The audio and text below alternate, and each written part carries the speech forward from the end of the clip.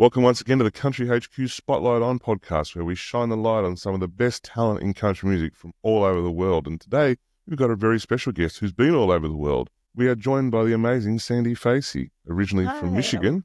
Hey, Sandy, how you going? Good. You're originally from Michigan. You're now calling Australia home, and you've just dropped your latest single, Ain't My First Rodeo, which is a powerful anthem. It's sure to become a fan favorite quick sticks. Tell us about your incredible journey. I mean, you performed at the Ryman. Where has it all started for you? Yeah, well, it actually started, back when I was about 5 years old with a hairbrush in my hand as a microphone, We've all singing. done that. Singing other people's music. Just was one of those things where music's always been a passion through my whole life, and I'm sure you hear that time and time again. I've always had like a side hustle of singing other people's music and cover bands and duos, etc. I moved to Australia, married an Australian a few decades ago, and moved to Australia about 20 years ago. And just been singing other people's music. So it really, truly wasn't until I had a friend of mine's daughter pass away that I sat down and I actually wrote a song called Hummingbird. And I didn't release that straight away. I had never released music before. I actually sent the song to her family, and they were so overwhelmed by the lyrics and the tribute that they were like, Sandee, can you please produce this song properly and share it with the world? Literally, Adam, I started to release music in 2020 here in Australia and around the world, but all my producers and whatnot are here in Australia. Yeah. And this is my 11th single. That song, Hummingbird, does that still resonate with you as a very strong piece because it's not only you have that personal attachment to it for your friends, but also that's your first pen to paper and recordings? Does that still hold a special place in your heart? Most definitely, so much so that I've got a hummingbird on my wrist. For those of you listening and not watching, I'm actually holding up my little tattoo that's on my wrist. And, eventually when I get into the aged care facility, I'll probably have tats all over me so I can remember all my music. I think in the aged care facility, you need to have the tat like, please feed me. Don't forget to feed me. Or... I'll be like, what was that song? Yeah, Still That Girl. Can you please, turn it up? Put that on, sir. Yeah. Biggest fear I have about the aged care facility is having dinner at 4:30. I don't get that. Exactly. I'm not interested in that. Isn't that cocktail hour? It should be for sure. So what Buffett say? It's 5 o'clock somewhere. So. Yeah, exactly. Oh, bless him. Hey, what a loss. Anyway, I digress, but love Jimmy Buffett. Let's fast forward now to the new single, Ain't My First Rodeo. It's such a strong, confident anthem. I mean, what inspired this song and how does it come together for you in writing and production terms? Yeah, thank you, Adam. So I co-write and collaborate with an amazing person. His name is Michael Saletta. He's originally from Sale, Victoria, here in Australia. We became fast friends about 15 years ago, and he now lives in Nashville with his wife. And he's permanently a songwriter there now, which is kind of ironic how we've swapped continents. So we're pretty consistent, and we're pretty consistent about our songwriting. So we make sure that we set up times for Zoom to catch up and come up with ideas. And I've got a hook book that I don't know where it's. I usually have it like right on my desk. I have just ideas all around. So. With Ain't My First Rodeo, it's my second production with the amazing Michael Carpenter. I met him in Tamworth. It was my third or fourth trip to Tamworth in January, and we crossed paths and had a chat about the work that I was doing. And, I've just been really, really pleased with it's great. If anyone gets an opportunity to produce and record in his studio in Sydney, it's just an amazing experience. And he's also we're moving toward an album as well. So Ain't My First Rodeo is, you called it exactly right, Adam. It's an anthem. And I guess you can probably tell by the tonality of my voice and the conviction in it that it, again, like all of my other songs, it's from life experience, and it's a call to inspire people to not let life pass you by. We jokingly had a little banter about aged care, but quite frankly, I just think, life's not a dress rehearsal, and there are bad times and things that you go through that aren't great. And I think the older you get, the more those experiences are kind of like a bit of a roller coaster. But your joy might be a bit different than what brings joy to me. And I think everybody has that license and that, soul right just to follow their joy and do what they love. So for me, since I was a little kid, spinning, Linda Ronstadt on my record player, I've loved music.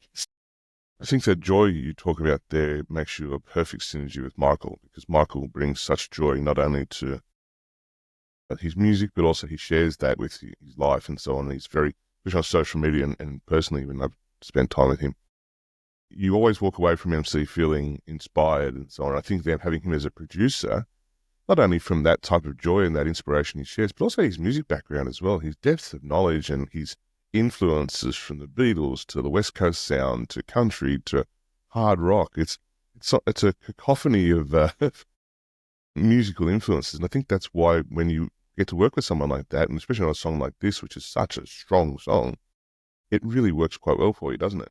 It so does. And that's where the magic happens is you have to be, as a songwriter or a singer-songwriter, country artist, whatever you want to call yourself, you have to find someone that you feel that you can open your heart to and you can share those soul stories with someone else who gets it. And he's the first person that I've worked with that has actually like turned around in his chair and said, "What do you hear here?" And I'm like, "What does that mean? Like, what do you mean here?" And he's like, from a guitar standpoint, from a riff standpoint, what do you hear? And I did a little like, because he said to me, "I have a lot of things I'm thinking about, but what are you thinking about?" And I gave him this like riff, and he just went, "Right, that sounds great. Let's use it." And for me, that's amazing because now every time I hear the riff, I'm like, "Dang, that was my idea." Exactly. And the Hammond and the like that whole, and this is kind of like strange for me too, but like the instrumentation of how he, cultivates this amazing production, like the Hammond in this particular song, there's a walk down and it gives me Doobie Brother vibes. I don't know why. Michael McDonald, I don't know why. And it's so not country. I'm sorry, but just my love for music is, pretty vast and broad as well. But I think the Hammond organ is such an underrated instrument. So I mean, It you see it, is. you hear it, and then see it performed really well live. It's like, I've always fantasized about starting my own record label with the only condition would be every song has to have a Hammond organ on it. So I'm sure I'd get tired of it after about 4 albums, but it's such a soulful connecting instrument. And I think then when you've got a soulful voice like you do, that's a perfect synergy for that type of instrument as well. So thanks, Adam. talk about your songwriting. I find your songwriting to be very vivid, but also very authentic and so on. I don't think you've written songs, Sandee, just for the sake of writing a song. I think every song's had some type of meaning and authenticity that lends to it. How do you approach that balance between crafting a great melody and telling a meaningful story with your lyrics? I think when you approach a song and you're painting that picture, you want to be that storyteller and you want to be able to, I don't know. I actually had someone say to me the other day, and I kind of take this, I humbly said thank you, but had someone say to me the other day, "Oh, when I listen to your music, it's like watching Netflix." Yeah. And I was like, wow, That vivid okay. imagery. Yeah. And maybe that's because for years and years and years, I did have a diary. I did have a journal. I love poetry, things like that. So when I did decide to embark on songwriting later in life, perhaps maybe it was really important to me to describe. It's not just saying, "Oh, well, there's a house, there's a country road." Well, what does that road look like? And how can I put my listener in the seat of that ute or that truck, or who's going to sit next to me in that storyline and take me back to, when I was a kid on my mini bike or when I was playing with my friends, because I think that it's not just about a song about my experience, it's a relatable scenario. And that's kind of where we come from. And perhaps the same connection that I have with Michael Carpenter happened a long, long time ago with Michael Soletta. It helps to write with people. And again, I'm not writing for a commercial. I'm writing for a commercial outcome. Okay.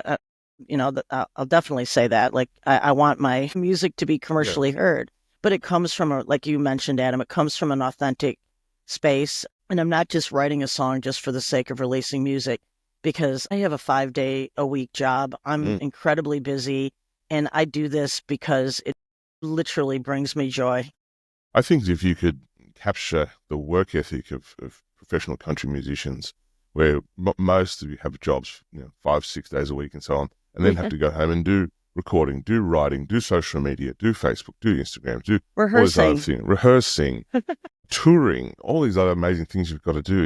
It's almost an MBA on how to run a multi-layered business, isn't it? And I think that's where, you're really shining, because you do really well on your social media, you do really well on your Thank you. have that strong engagement with your fans. But I wanted to ask you, you've performed at the Ryman, which is, for those who are in country music, is the hallowed halls of country music, and then you come to perform in Australia as well. What are some of the differences you see, both not only in obviously the technical side of things, but more so in the audiences? And so are they the same audiences in both countries? Well, so Ryman was a long, long time ago. It's still the Ryman.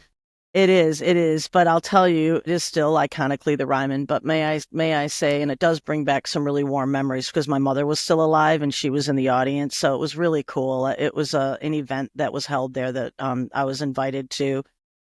And that was way, way, way before I even thought about, writing my own music, Okay. etc. But I guess what I would like to do, Adam, if I could, is just highlight a couple things that have happened here in Australia Sure. to me that have been just amazing. And one was to perform at the Tamworth Town Hall. And that was for the People's Choice Award last year. Which you won. Yeah, I did. Thank you. Thank you. Yeah, it was so exciting. And to perform there and to stand on that stage and to be able to, I don't know, like the acoustics were amazing. The people in the audience, it was such a vibe. And I just had such a brilliant time, and it just inspires me to perform more and more. I think that's another one of my fortes, is just, I think, live performance. It's fun to write songs and go in the studio, but it's that live energy that happens when you're having a good time and everybody else is having a good time with you. I was recently in Nashville, and Michael and I did some writers' rounds. I find that the American audiences are very, very supportive of just music in general, but I've also found that here in Australia, I guess I've woven myself into the tapestry of the Australian culture. I'm proudly, from where I'm from, but I'm also like really connected with the Australian culture. And I've been, like I mentioned, I maybe didn't mention this, but when I first married my husband in country Queensland, Lee Kernaghan was singing Boys from the Bush. So we're talking about, I've spent a lot of time here. I'm excited to see what's happening next year too, because I really want to get out with my band and perform live more. I hope I answered your question. Sorry. No, perfect answer. It's great to get that insight, and that's why we're here in the Country HQ Spotlight on podcast to learn about those insights. So we've got this amazing new single, let's say Ain't My First Rodeo. What's next on the horizon? You've had a few more singles, working towards an album. What's the plan for the rest of this year and into 2025? Oh my goodness. Okay, so I'll try to like bing, bing, bing, bing, bing, because it's so exciting. So first and foremost, depending on when this all airs, on the 13th of October here in Melbourne, I'm opening for the amazing Haley Jensen. I opened for her in Tamworth as well, and just I'm fangirling first. Like, I absolutely just think she's the full package, and I'm lucky to call her my friend. So I'm opening for her on Sunday, the 13th of October, the Mantra in Yarraville. Now that is the venue that Patsy and Dave own. Yes. So I have I've been at their venue and I've performed there before, but I've got this great opportunity to open for Haley. And then I'm also, this is Victorian based. My band and I are going to the Castlemaine Truck Show. So I'll be doing 2 separate sets of my own music and country music out at Castlemaine. That's the end of November. And then we can talk about Tamworth quickly, which is amazing. Yes. I have my very first ticketed show. Fantastic. At the Capitol Theater. So a wonderful duo called the Silver Line. I met them at Tamworth last year. Yep. They reached out to me and said, "Hey, you keen to do a show with us?" And I'm like, "Wow, what do you think we should do?" And they're like, "Let's call it the All American Honky Tonk Reboot." I'm like, "Yeah." So on Tuesday, the 21st of January at 3:30 in the afternoon in Tamworth at the Capitol Theater, we will be doing a tribute show. So my focus, as I mentioned earlier, I love Linda Ronstadt. So in tribute to my father-in-law and my dad, I'm going to be doing like some Blue Bayou and, some classic Linda Ronstadt, and also Martina McBride and Faith Hill and Bonnie Raitt. Do you like Bonnie Raitt? Who doesn't like Bonnie Raitt? Sacrilege. If I said I didn't like Bonnie Raitt, my computer would explode and I'd be shipped off down to Tasmania for the rest of my life. So yeah, so let's give them something to talk about, right? So it's gonna be super fun, and the Silver Line, they have a great lineup as well of songs that they're gonna play. So yeah, and then just Fan Zone and Country Under the Vines at the Long Yard on the Sunday. So I'm bringing my band. I guess that's the biggest difference between the last couple of times I've been there and now, is my Melbourne-based friends, mates, cohorts are coming with me. Excellent. Well, I think we might catch up with you in Tamworth, if not beforehand, to catch up on everything that's going on. We've been Tamworth. This will be our 22nd Tamworth, so we're there every year, and we're going to be sharing the sights and sounds with everyone backstage. But last question. Thank you so much for your time today. But last question. Mm-hmm. Give me one word. What does it feel like when Sandee Facy walks on stage to you? What do you feel like? One word. I'll be generous. I'll give you 2 words. Pure elation.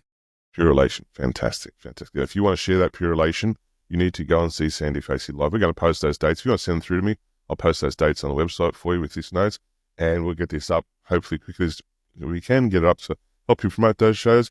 Sandee, fantastic to chat with you. Thank you so much for your time today. Congratulations. The new single, Ain't My First Rodeo, is out now on all streaming platforms. Follow Sandee on all her socials. Like, subscribe, and while you're liking and subscribing, don't forget to like and subscribe to Country HQ podcast here on Spotify and Apple Podcasts. Sandee, thank you so much for your time. We'll see you on the road, if not soon, definitely in Tamworth. Thank you so much, Adam, for having me on the show. Thanks for joining us today on the Country HQ Spotlight On podcast. Make sure to like, subscribe, and share with your friends to keep listening to our next episode for the latest and greatest in country music from around the world.